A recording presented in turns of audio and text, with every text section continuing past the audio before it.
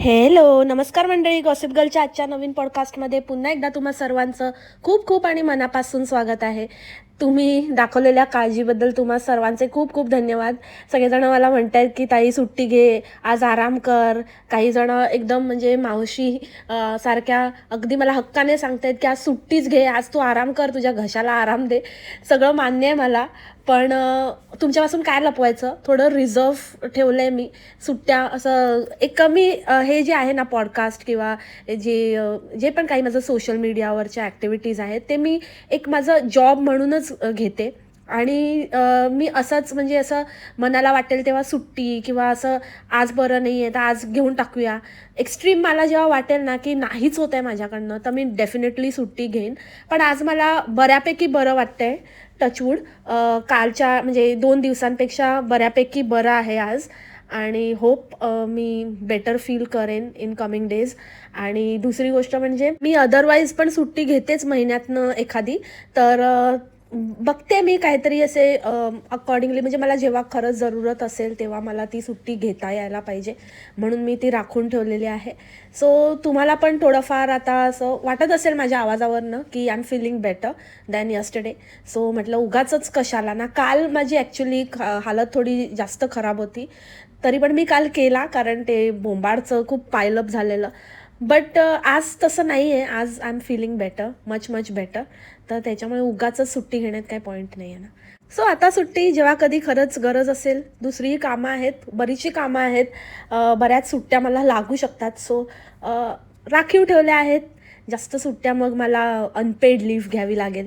So which I cannot afford. So त्यामुळे मग मी आता राखून ठेवते आणि जेव्हा as and when I need the holiday I will take it for sure. Okay, चला तर मग आजच्या पॉडकास्टला सुरू करूया. प्रचंड मतांनी विजयी झाली आहे मावसाड. मावसाड आणि खाजी हे दोनच ऑप्शन दिलेले. मी ऑप्शन दिले होते लिटरली, म्हणजे असंही नव्हतं की ओपन एंडेड क्वेश्चन नव्हता तो, त्याच्यामध्ये ऑप्शन होते. तरीही लोकांनी तिसरंच काहीतरी सांगितलंय. आणि झमुरा यार, म्हणजे झमुऱ्याबद्दल जे लोक डिमांड करतायत ना, त्यांना तर मी इतकंच म्हणेन की धन्य आहात तुम्ही, धन्य आहात. मी नाही बघत त्याला, आय एम सो सॉरी. मी नाही सोडलंय त्याला.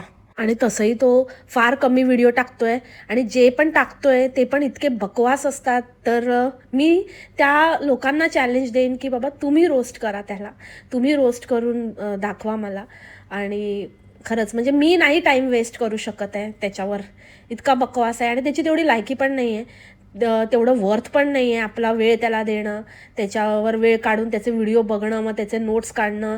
म्हणजे याचा अर्थ असा नाही की हे लोक खूप लायकीचे आहेत, पण ॲटलिस्ट हे लोक काहीतरी तरी करतायत, रोज एफर्ट वगैरे टाकतायत, तर आपण जरा काहीतरी बोलू तरी शकतोय. ह्याच्यावर काय आता मेलेल्याला अजून काय मारायचं, तो जाऊ दे, संपला तो, त्याचा विषय पण संपवला तर जास्त बरं होईल असं मला वाटतं.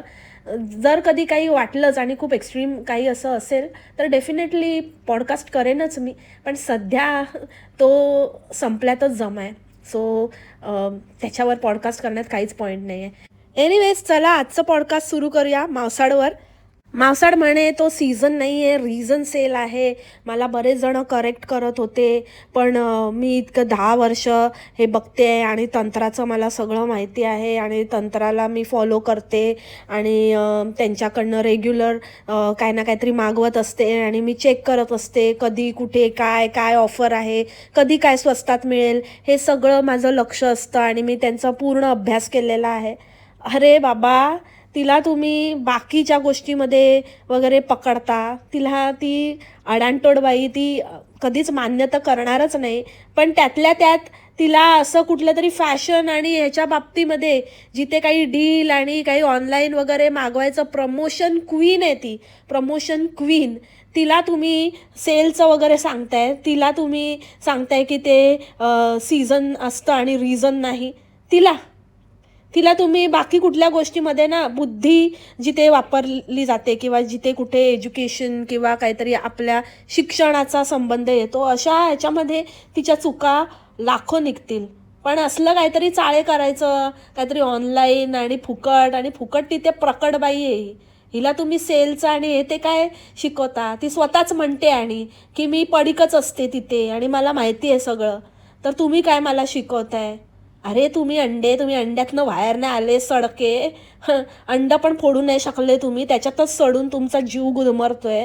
तुम्ही हिला आले मोठे शहाणपणा शिकवायला, आले मोठे येड्या राऊंडचे. ते CBSE वगैरे ते करेक्ट करायला का नाही आले तुम्ही? ते कस्टर्ड ॲपलचं का नाही तुम्ही करेक्ट करायला आले? म्हणजे एक ना हजार काहीतरी बडबडत असते येड्यासारखी, येऊस खाऊस पिऊस झोपूस. तर ते काय नाही तुम्हाला, त्याचं काय नाही. पण हे ज्याच्यामध्ये तिचं एक्सपर्टीज आहे त्याच्यापेक्षा अजून चांगलं तिला काही करताच येत नाही, अशा गोष्टीमध्ये शहाणपणा शिकवायला आले. अंडे पण अंडे लेवलच नाही आहे रे तुमची. तीच आहे तुमची, काढून घेतली स्वतःची. खुश, हॅप्पी. हां, तेच पाहिजे तुम्हाला, तीच लेवल आहे तुमची. आणि ही काहीतरी ते आहेर देण्यावरून सांगत होती, असं प्रथा बंद व्हायला पाहिजे. पण चालतं असं, आता गावामध्ये हे चालतच राहतं आणि ते काही बंद होणार नाही, ते करावंच लागतं. मग मी साड्या दिल्या होत्या, तर त्या बायका म्हणाल्या की आम्ही अजूनही त्या साड्या नेसतो आणि खूप छान होती तू दिलेली साडी. आणि मस्त वाटतं, भारी वाटतं ऐकायला जेव्हा आपण दिलेलं कोणतरी नेसतंय आणि आपण दिलेलं लोकांना आवडलंय, तर छान वाटलं. नाहीतर मग ते पोतेरं देऊन काही उपयोग नाही. अरे बापरे, पोतेरं? तुला कोणी दिलं गं पोतेरं? कोणाला टोमणा होता हा मावसाळ? आणि दुसरी गोष्ट म्हणजे प्रत्येकाला असं वाटतं प्रत्येकजण आपल्या ऐपतीनुसार देत असतो. कोणी मुद्दामून असं काहीतरी द्यायचं म्हणून देत नाही, कारण ते देण्यासाठी पण काहीतरी पैसे द्यावे लागतात ना. फुकट तर नाही आहे, तुझ्यासारखं फुकट तर नाही आहे ना. फुकट तिथे प्रकट. चला बाबा, तुला काहीतरी 700 800 500 रुपयाची पण साडी कोणी दिली असेल, तर ते 500 रुपये पण त्यांच्या मेहनतीचे कमवलेले असतील ना. ते असेच का म्हणून घालवतील? ते पण देताना कोणीतरी नेसावी म्हणूनच देत असतील ना, ह्या उद्देशानेच देत असतील. ते तुला पोतेरं वाटतं, आता तू अतिशहाणी झालीस. 50 रुपयाची लायकी नसलेली आता मोठ्या बाता मारायला लागली. 50 हजारापर्यंत अजून मजल नाही गेली तुझी, पण एक 25 हजारापर्यंत मोठ्या मोठ्या शहाणपणा करायला लागलीस. आणि आता दुसऱ्यांना पोतेरं बितेरं बोलायला मोकळी झालीस. तुझ्या आईचे काय खायचे हाल होते. 10 वेळा तर म्हणत असते, 10 वेळा सांगते की माझ्या वाईट काळात असं, माझ्या वाईट काळात तसं. तुझा वाईट काळ फक्त बोलायला राहिलाय आणि रडगाणं गायला राहिलाय. बाकी तुझ्या वागणुकीतनं तर तुला त्याची जाणीव आहे असं अजिबातच दिसत नाही. माज तर एकदम ठासून भरलाय आणि ती चिटाईला तर जवानी फुटतच चालली आहे. आता तो एक ड्रेस घेतला तर ते जिरूचा बघून, जिरू नाही ती दुसरी जिरूची बहीण खिरूचा बघून म्हणे की मला पण असा एक ऑर्डर कर, मला पण एक असा. अजून तिला पण गुलाबो बनायचं आहे. सगळंच बेबो दिया गल्ला पिंक पिंक, चिटाई दिया गल्ला पिंक पिंक. एकदम काय ऐकत नाही बाबा, पिंकी चिंकी टिंकी. मी काय म्हणते मावसाळ, माणसाने ना प्रगती करावी, पण प्रगती करत असताना किंवा एखाद्याने प्रगती केली म्हणून आपले जुने दिवस विसरू नयेत. आणि जुने दिवस आहे ना फक्त आणि फक्त रडगाण्यासाठी आठवू नयेत. त्याची जाण असली पाहिजे माणसाला. दुसऱ्याला बोलताना, उदाहरण देताना हा माजोरडेपणा झाला. आणि माजोरडा ना नेहमी कधी ना कधीतरी त्याचं उतरतोच माज. उतरल्याशिवाय राहत नाही, ही गोष्ट लक्षात ठेवायची. मग भैरूला नको आणि आता परत तुझ्या कर्मामुळे स्टोरी सांगायला वाईट दिवसांची ना. तुझ्या बाबतीत तेच झालं ना. पैसा ओतला माजले आणि मग गेला. आणि मग नुसतंच रडारड. चांगले दिवस विसरले, वाईट दिवस लक्षात राहिले. मग आता परत चांगले दिवस आले, मग वाईट दिवस विसरले. हे तुझ्या रक्तातच आहे की कुठल्याच दिवसांची जाण नाही. जेव्हा आपल्याला मिळालंय त्याच्यासाठी कृतज्ञता पण नाही, आणि जे गेलंय ते आपण त्याबद्दल काहीतरी आपल्याकडून चूक झाली आहे म्हणून ते गेलंय, तर त्याच्यावर आपण काहीतरी चांगलं वागावं किंवा ती झालेली चूक पुन्हा होऊ नये याच्यासाठी प्रयत्नही नाहीत. परत तेच पहिले पाढे 55. पिढ्यानपिढ्या जोपर्यंत हा माज उतरत नाही, जोपर्यंत सुधरत नाहीत, केलेल्या चुकांमधनं सुधारणा करण्याची प्रेरणा जोपर्यंत तुम्हाला मिळत नाही ना, तोपर्यंत तुमच्या पिढ्या हे भोगतच राहणार आहेत. तर तुझ्या वडिलांना पैशाचा माज आला म्हणून तुम्हाला वाईट दिवस दिसले, तसं तुला पैशाचा माज आला म्हणून परत भैरूला वाईट दिवस दाखवू नकोस बाई. लायकीत राहा. त्या चिन्याची दया आली म्हणायची, किंवा त्याच्या वागणुकीतनं तुला ते जाणवलं म्हणायचं की बाबा आपण जरा अति करतोय, आपला नवरा तर काय कामाचा नाही, तो तर तिथे मस्त मॅडम बरोबर टप्पा टप्पा म्हणजे खेळतोय, काम काम प्रोजेक्टवर काम करतोय, गेम ऑन आहे, तर त्याला तर काय नाही आहे. आणि इथे चिन्या बिचारा, आपण चिन्यालाच हे करतोय बिचारा, असं तुला वाटलं नसेल, पण त्यानेच तुला दाखवून दिलं असेल बाबा तुझा आणि ते काय ते आहे तो चच्चा, ते तुमचं तुम्ही बघून घ्या. एका पॉईंटपर्यंत ठीक आहे, माझं इथे लग्न होईना झालंय, तू काय काय आणि प्रयत्न करते, काय पण फेकते मोठ्या पुस्तकं वाचन आणि हे ते काय काय, ते काय करू नको तू, माझ्याबद्दल काय बोलू पण नको आणि काय पण मला तुझ्या कामाला झुंपू पण नको. इथे माझी लागली आहे आणि तुमचं काय ते चालू दे, तुमचं तुझ्या नवऱ्याला बोलवून घे आणि काय करायचं तो गोंधळ घाला, मला त्याच्यामध्ये भरीस पाडू नका. म्हणून तो आपला बाजूला झालाय, तर लगेच म्हणे की चिन्याला पण काम असतं आणि त्याचं ऑफिस वगैरे, म्हणून मी त्याला पण जास्त त्रास देत नाही आणि मी माझं काय मला माझ्याच्याने होईल तसं करते. बरं झालं, हॅपी रिअलायझेशन. आणि जास्त पडीक बायकांचं ना हे असंच असतं, म्हणजे थोडे दिवस आहे ना आधी लाड होतात, कधीतरी येणाऱ्याचं असं चांगलं वाटतं ना, पण ते रोजचंच झालं, ते रोज रडे त्याला कोण, रोज मरे त्याला कोण रडे, तसं मावसाडची गत झाली.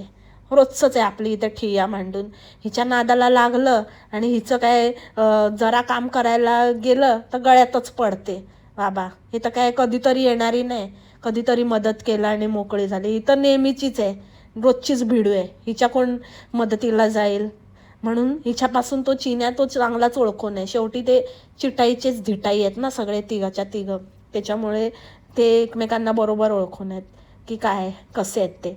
आता जिरू लागली आहे नादाला, जिरूला फार असं वाटतंय काहीतरी आपल्याला मिळेल, काहीतरी ड्रेस बीस काहीतरी चढवली आहे ना हिने सांगितलं आहे ना की माझ्या मावश्या खूप महान आणि त्यांनी मला खूप मदत वगैरे केली आहे. तर जिरू बघते आता किती जिरवता येतं आहे ते, म्हणून लागली आहे नादाला. बघूया किती दिवस. आत्या पण सुनेसाठी लागली आता बाजूला झाली आहे, थोडी टाईम प्लीज घेतली आहे, सुनेचं थोडं सेट होतं आहे. तर सुनेच्यावरून आठवलं काय मज्जा माहिती आहे, ते कॉमेंट वगैरे आलेल्या ना, तर अक्षरशः लोकांनी मावसाड वगैरे लिहिले, त्याला त्या सुनबाईने लाईक दिले आणि कॉमेंट वगैरे पण रिप्लाय वगैरे पण करते. म्हणजे तिला पण माहिती आहे ही मावसाड म्हणजे हीच आहे म्हणून, आणि तिला त्या गोष्टीचा काही फरक पण नाही पडत आहे. अरे अरे अरे कितले कसले मतलबी लोक आहेत ना हिच्या खानदानात. असंच पाहिजे मावसाड, तुला असंच पाहिजे.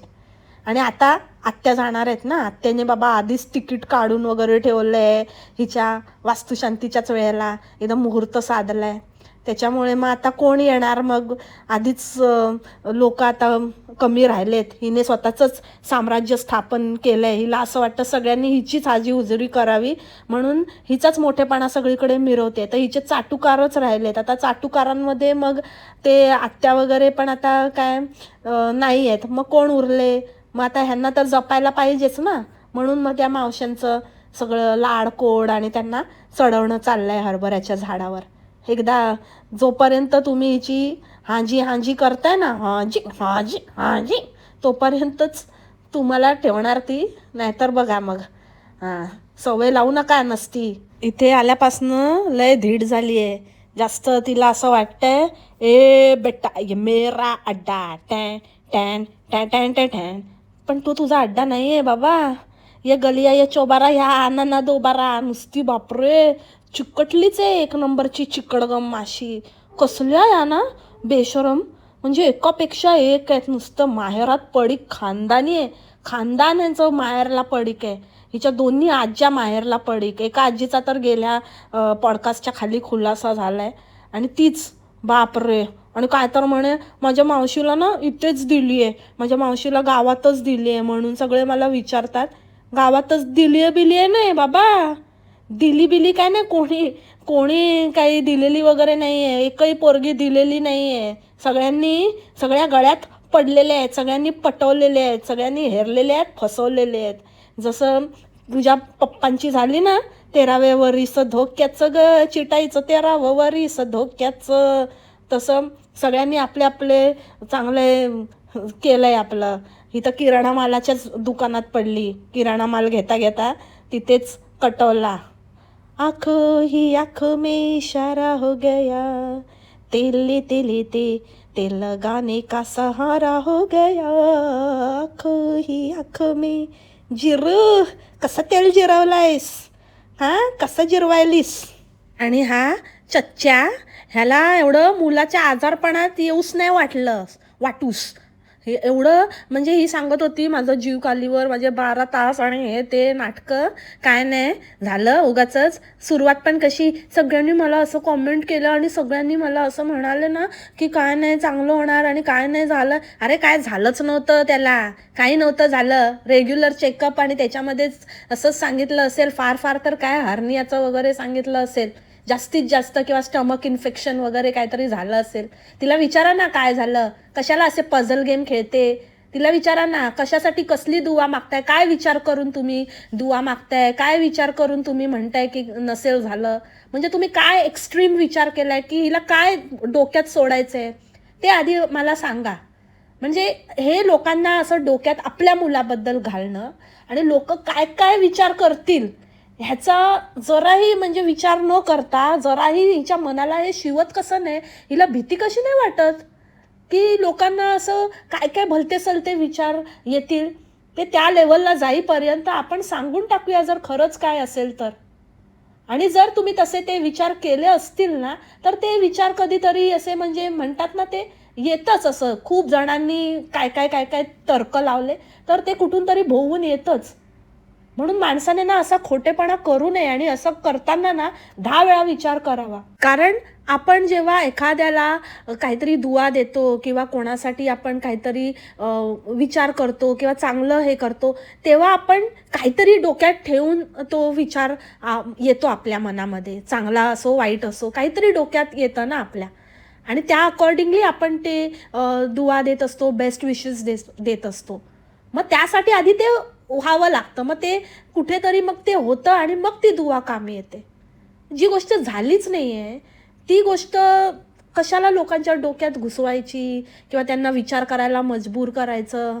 मग त्यांनी ती गोष्ट झाली असावी म्हणून असा विचार करणार आणि मग त्याच्यावर ते म्हणणार की जर त्याला असं असं काही झालं असेल तर त्यातनं तो सुखरूप बाहेर यावा. मग ते झालेलंच नाही आहे. ते लोक वेगवेगळे विचार करणार आणि वेगवेगळं त्यांच्या इमॅजिनेशनमध्ये त्याला ते होणार. हे किती भयंकर आहे मावसाड, कळतंय का तुला मूर्ख बाई. आणि खरंच मला मण्यार वाटतच होता एकदम. म्हणजे ते कुमाता कुपिता तर आहेतच, पण ते ॲटलिस्ट ते त्यांच्या मुलांचं बघतात तरी आहेत. काही कसंही काही का असे ना, पण बघतायत बाबा त्यांना. पण त्याला टफ द्यायला आता हे दोघं तयार झालेत. म्हणजे ही तर ते स्वेटशर्ट आणि ते सगळं घेऊन तिची बरोबरी, असं आपण पण कुठेतरी थंड वातावरणात वगैरे राहतोय, असं गरमीत घाम काढत आपली ते स्वेटशर्ट घालते. ते म्हणजे त्या लेवलला कंपॅरिझन तर चाललेलंच आहे. तर तिने काहीतरी घर घेतलं म्हणून हिने पण आपलं कुठेतरी गावखेड्यामध्ये घर घेतलं. पण आता तर ह्यांचं म्हणजे आपण कसं वाईट पॅरेंट पण साबित होऊ शकतो ना, ते पण ह्याची पण चढाओढ लागलेली आहे DBSमध्ये. म्हणजे एकतर हे मुलांच्या नावावर पैसे खायचं, जिवंत गेलेल्या कोण म्हणजे जे आहेत नाही आहेत त्याच्यावर पैसे खायचं, आणि त्यातूनही जास्त म्हणजे की कशाला इम्पॉर्टन्स द्यायचा हेच यांना कळत नाही आहे. आता हिच्या बड्डेला वगैरे ह्यांच्यानी म्हटलं की मी येऊ का, आपण छान सेलिब्रेट करूया, तुला काय पाहिजे, तुला काय पैसे देऊ का, किती देऊ, मग तू कुठे जाऊन काय घेणार आहेस तर ते पण मला सांग, मग मी ते तिथे काय तुला लागतील ते पैसे देतो आणि मग मी येतो. मग मी ह्यांना म्हणाली की नको, आता नको, मला तुमची नंतर गरज लागणार आहे आणि मग तेव्हा मग तुमचं सगळं ते ट्रान्सफरचं वगैरे बघा आणि मग त्याच्यानंतरच या, मग तेव्हा जास्त वेळ लागणार आहे असं तसं. पहिली गोष्ट, जर एखाद्या व्यक्तीच्या मुलाला इतकं काहीतरी सिव्हिअर झालं आहे, बायकोला एकदम टेन्शन आलं आहे आणि राहवत नाही आहे आणि कसं तरीच होतं आहे आणि एकदम असं जीवन मरणाचा प्रश्न झाला आहे, तर तेव्हा त्या बापाला यावंसं वाटलं नाही. तेव्हा एका चकार शब्दाने मावसाड म्हणाले नाही की हे म्हणाले की मी येऊ का म्हणून, की काय झालं माझ्या मुलाला, एकुलता एका मुलाला. तेव्हा अजिबात याला वाटलं नाही. आणि आता बड्डेला येऊस का नाही जाऊस का, ही व्हॅल्यू आहे. इतकं सिरियस झालेलं त्या मुलाला की त्याच्या बापाला बिलकुल पडलेली नव्हती त्याची. आणि ट्रान्सफर वगैरे तेव्हाच होते जेव्हा त्या ऑफिसची तिथे ब्रांच असते. त्या इंग्लजला ह्याच्या ऑफिसची ब्रांच आहे. मला नाही वाटत ह्याची काही ट्रान्सफर वगैरे होणार आहे. पॉसिबल असेल तेव्हा तो कधीतरी वर्क फ्रॉम होम वगैरे, पण त्याचं तसं ते प्रोफाईलही नाही आहे. जर असेल तर मग त्यातल्या त्यात जेवढं मिळेल तेवढं वर्क फ्रॉम होम, आणि बाकी तर तो म्हणजे शेवटी ते हिच्यासारखंच होणार आहे काय, त्या भामटीसारखं. भामटीने पण नाटकं केली, पण भामटीच्या लेवलची आहेस तू मावसाड. म्हणजे मला तर माहितीच आहे एकच लेवल आहे तुझी, तू काही जास्त शहाणी नाहीच आहेस. पण खरंच तू त्या म्हणजे तुम्ही लोक त्या मण्यारबरोबर बरोबरी करायला जाता. बाई मण्यार आहे मग, मण्यार. हां, मोती पडलेला असला तरी काय झालं, पण मण्यार आहे तो. नागमणी पडलाय त्याचा, पण नावाचा मण्यार आहे तो.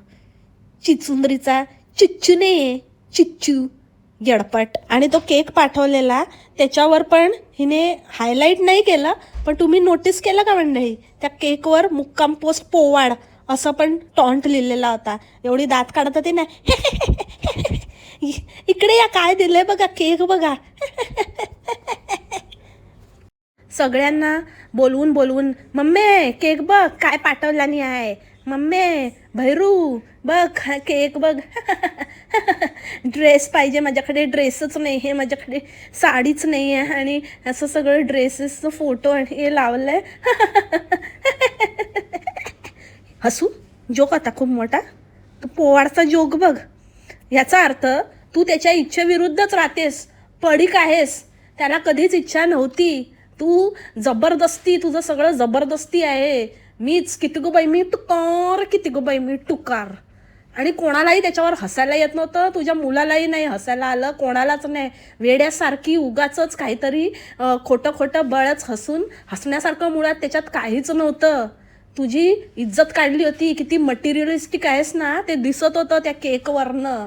तुझी ॲक्च्युअल म्हणजे तुझी रियालिटी एक्सपोज झाली त्यातनं. कुठेच त्याच्यामध्ये प्रेम आपुलकी असं काहीच नव्हतं. कुठेच काही असं तू तू कोणासाठी काही केलेलं सॅक्रिफाईस असं काही तुझं काहीच चांगलं त्या केकमधनं दिसत नव्हतं. त्यातनं तू फक्त किती अप्पलपोटी आहेस हे दिसत होतं. आणि जेवढा जोक त्या ह्याच्यावरती हसत बसली ना वेड्यासारखी, दात काढून तो वाकडा दात आणि वाकडा करून करून, तर त्यापेक्षा जास्त त्या पोवाडवर ते दाखवून हसायला पाहिजे होतं. तो मोठा जोक होता तुझ्यावरचा, पडीक बाई. अजून पण लाज असेल ना, सुधर. आता जवळच राहायला गेली आहेस ना, तिथे राहा आता, घेतलेस तिथे. तोंड उचकटून 10 वेळा येऊ नको.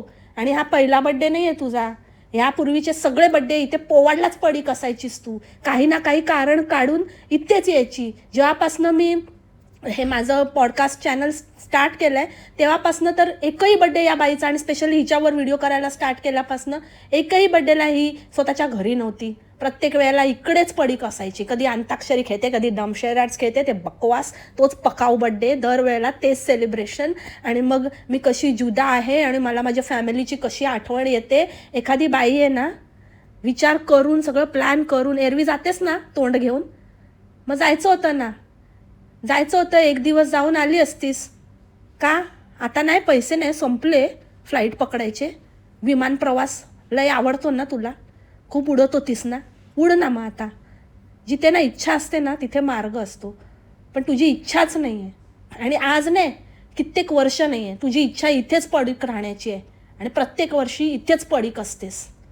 आणि नाटकं नको करूस की तो झोपला आणि मला त्यांच्याबरोबर. काल तर म्हणत होती मला माझ्या फॅमिलीबरोबर मला काय सेलिब्रेट करूसच वाटत नाही, म्हणजे चिनचिन पण नाही आहे.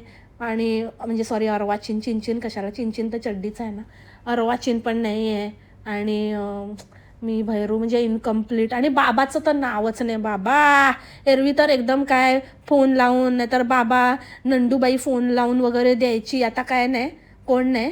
ठाणवी वगैरे कोणालाच आठवण नाही आली. कंसमामीची झालं, संपलं. आता बाबा जिरू आणि पिरू आणि शांतीच्या शांतीत क्रांती झालेले जे क्रांतिकारी आहेत ना, त्याची जास्त आता याला खास सुटली. आता त्यांचा आता नंबर आहे. आता त्यांच्याबरोबर केव्हा फाटेल तेव्हा फाटेल, तोपर्यंत त्यांना वापरून घेणार. पण ते पण तसलेच आहेत, म्हणजे चिटाईच्या जातकुळीतले आहेत ना, त्यांच्या ह्याचे ते काय एवढ्यात जात नसतात, ते चाटूच आहेत, ते राहतील असे चाटत चाटत, जेव्हा कधी भीक मिळेल तेव्हा भीक गोळा करत. तसं पण एवढी इज्जत काढून सुद्धा येतात तोंड उचकटून, म्हणजे बघा. आणि हिला एवढं मुलाचं होतं, तर त्या मुलाची तर दयनीय अवस्था करून टाकली आहे. कसली बाई, म्हणजे खरंच. मग काय बोलावं. परत परत परत परत आपल्याला कळतं, पण एका आईला कळू नये यापेक्षा दुर्दैव काय आहे. म्हणजे त्या मुलाचं सगळं बदललंय लिटरली. त्याला मुंबईवरनं, भले तो कसाही हिच्यासारखाच असेल, मावसाळसारखा बोलत असेल, वागत असेल, पण तो मुंबईला होता ना. भलेही तिथे गटाराच्या अलीकडे राहत असेल, पण आता नाल्याच्या पलीकडे आलाय. मग ते पण एक ट्रान्झिशनच आहे ना. मग आता ते मुंबईवरनं, म्हणजे गटारातून नाल्याकडे ते ट्रान्झिशन, त्याच्यानंतर मराठी टू इंग्लिश, त्याच्यानंतर एवढं 2-2 तास प्रवास करणं, घर रेडी नाही रे बाबा, ते एक तर मोठं ब्लंडरच आहे. म्हणजे इतकी कसं काय, कसलाच विचार न करता हिला इतकी पडायचं कधी येऊन इथे पडतेय असं झालेलं. इतकी अक्कलपोटी स्वतःचाच विचार करणारी बाई कशात काय नसतानाच इथे येऊन आपलं सामान बिमान टाकून मोकळी झाली असली. आणि कसं म्हणजे राहावं मला खरंच कळत नाही. पण त्या मुलाचे हाल. मग आता ते एवढा प्रवास करणं, येणं जाणं, त्यात पण त्याची 2 दिवसाची सुट्टी एका दिवसावर आली, फक्त संडे हॉलिडे. आणि बोर्ड पण चेंज झालं, सगळंच चेंज. आणि असं पण नाही की तो बाबा खूप लहान आहे. खूप लहान असतं ना मूल, तेव्हा तरी थोडं पॉसिबल होतं, कारण सगळं बेसिकच असं, म्हणजे पाया आपला रचत असतो. पण तसा तर त्याचा आता इतकी वर्ष त्याची मराठी मीडियममध्ये गेली, आता एवढं ट्रान्झिशन, आणि मेन म्हणजे बोर्डचं पण, आणि सगळंच त्याच्यामध्ये तो मेंटली, फिजिकली सगळ्याच बाजूने तो थकतोय मुलगा. पण ह्या आईला बाबा त्या जिरू पिरू हिरू, ते शांतीच्या शांतीत क्रांती सगळ्या, आणि हे चिटाईच्या धिटाई, ह्यांच्यामध्ये इंटरेस्ट. म्हणजे ते कधी आपलं सगळं खाऊन पिऊन ढेकर मारूस आणि सगळं करूस झाल्यानंतर येणार, तोपर्यंत आपल्या मुलाला तग धरवेल का? तो बिचारा झोपेल. 3-4 केक होते, त्यातला एक तरी केक त्याच्यासोबत कापायचा जेव्हा तो असा फ्रेश असेल तेव्हा. त्याच्या सोकॉल्ड पप्पांनी पाठवलेला केक तो तरी कापायचा होता. तो तरी त्याच्याबरोबर होती ना, चिटाई होती, चिन्या होता आणि भैरू होता. तर भैरूने तेवढंच एन्जॉय, म्हणजे ज्याला करायचं आहे ना, अगेन इथे पण इच्छा तिथे मार्ग. पण कसलंच काही प्लॅनिंग नाही, कसलाच काही विचार नाही, फक्त लोकांना दाखवायचं की मी किती महान आहे, किती गो बाई मी टुकार, किती गो बाई मी टुकार. अगं टुकारच आहेस तू, महा दळिंदर बाई आहेस. ते राहिला प्रश्न ना तुला नजर लागण्याचा, तर तुला नजर म्हणजे काय बोलू मी. अगं इतकी घाण आहे ना, खड्डे इतके पडले, तरी पण म्हणजे लपून लपून ते काय ना काहीतरी मारून तुझं ते 500 रुपयाची लाईट पण दाखवली बघ चड्डीने. सगळं काही तुझं सगळं एक्सपोज झालंय, तुला कसली डोंगल्याची नजर नाही लागत. आणि ज्या दिवशी तुला नजर लागेल ना मावसाळ, तुझा तो पत्त्यांचा जो बंगला आहे ना तो कोसळेल, सगळ्यात पहिले तो कोसळेल.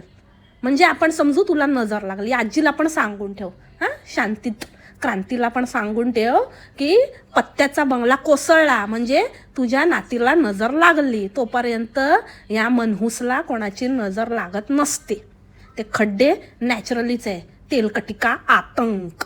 जे आतून सडके असतात ना त्यांचं ते थोबाडावर दिसतं. कितीही लपवण्याचा प्रयत्न केला तरी ते येतं. ते आजीला सांग. हां, नजर नाही म्हणत त्याला, त्याला म्हणतात कुत्सित विचार असणं, कुचकं असणं, आतून खराब असणं. पोट खराब असलं की कसं दिसतं ना, पुटकुळ्या येतात. मग मन खराब असलं तर मग काय होणार, तेच होतं. समजली का? चल पागल बाई, येडी बाई मोठी आली नजरवाली. आणि तुम्हाला एक कॉमेंट दाखवते. आणि तसं ही बोलत पण होती, ही लोकांना ते बोलायला प्रवृत्त करते. आणि ह्या बाईचं हेच मॅनिफेस्टेशन आहे.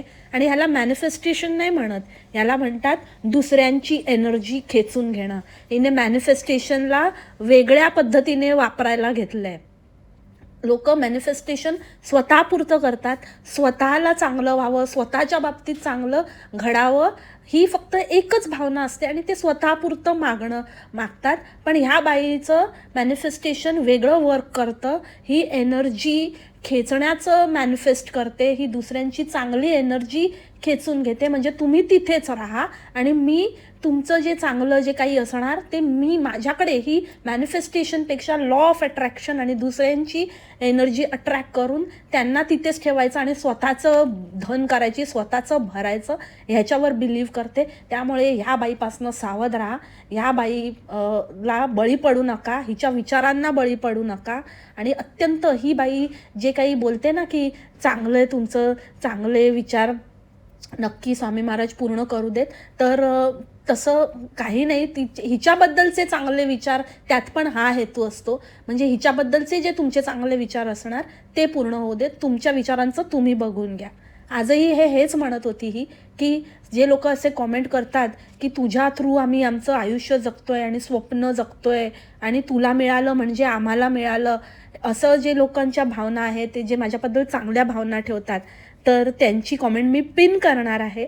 आणि लगेचच एका बाईने अशी कॉमेंट केली आणि मला खरंच कीव आली त्या बाईची. अक्षरशः दयनीय अवस्था. त्या बाईचं कधीच काही होणार नाही.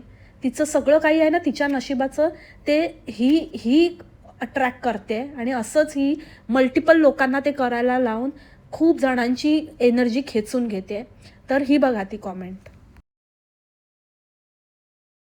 अहो ताई, मला एक गोष्ट सांगा, जर तुम्ही तुमची सगळी स्वप्न हिच्यात साकारताना बघताय, ही तुमची सगळी स्वप्न साकारते, हिची स्वप्न साकार होत आहेत, म्हणजेच तुमची स्वप्न साकार होत आहेत, असं तुम्हाला जर वाटतंय, तर तुम्ही काय मोटिवेशन घेताय हिच्याकडनं?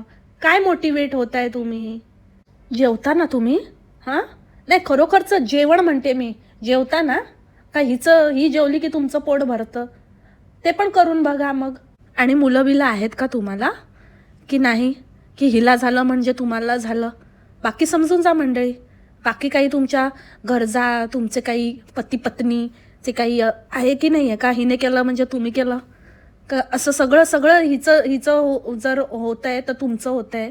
सगळं हिच्यात तुम्ही बघता, तर सगळ्या गोष्टी मग तुमच्या अशाच व्हायला पाहिजेत नाही का? तुमच्या नवऱ्याचं पण स्वतःचं अस्तित्व आहे की त्याच्यामध्ये पण चच्चूला बघता? काय बोलायचं म्हणजे बोलावं तितकं कमी आहे. आणि यांना सडके उगाचच नाही म्हणत मी. आंधळे तर ते आहेतच, पण त्याच्याहून मेंदू सडलेला आहे यांचा आणि हिच्यासारख्या बाईला बळी पडतात. एखाद्या जेन्युइन व्यक्तीने म्हटलं असतं की तुम्ही मला जे असे छान छान कॉमेंट करता ते तर मला खूप छान वाटतंच, त्याबद्दल मी आनंदी आहेच, thank you so much for that. But नुसतं माझ्या थ्रू तुम्ही जगू नका. तुम्ही तुमचं आयुष्य स्वतः जगा. तुम्ही स्वतःच्या आयुष्यात प्रगती करा. त्यासाठी काय करता येईल ते करा. स्वतः प्रगतिशील राहा. तर मला असं वाटेल की खरंच मी काहीतरी इन्स्पायर केलं आहे तुम्हाला. पण ही बाई अक्कलपोटी त्यांना म्हणजे त्या सडक्यांना तेच सांगते की बाबा तुमच्याकडे असलं नसलेलं पण मला द्या. म्हणजे तुमच्याकडे काही नाही आहे ना, त्याच्यातनं पण जे काही सुरलेलं आहे ते मला द्या, मला पहा आणि फुलं वाहा. बस माझी धन करा. जे लोक मला असे कॉमेंट करतील त्यांची कॉमेंट मी पिन करणार आहे आणि मग हे सडके येतात तसेच कॉमेंट घेऊन. शी काय बोलण्याच्या पलीकडे आहेत बाबा. असो तर मग मंडळी, याच नोटवर आजचं पॉडकास्ट इथेच थांबवते. I hope all points covered. काय राहिलं असेल तर मला माहिती आहे तुम्ही कॉमेंट सेक्शनमध्ये नक्कीच धुमाकूळ घालाल. So enjoy. भेटूया आपण उद्याच्या पॉडकास्टमध्ये नवीन विषयासोबत, नवीन कॅरेक्टरसोबत. तोपर्यंत खा प्या मस्त राहा आणि स्वस्त राहा. Take care. बाय. मासलामा. Happy weekend.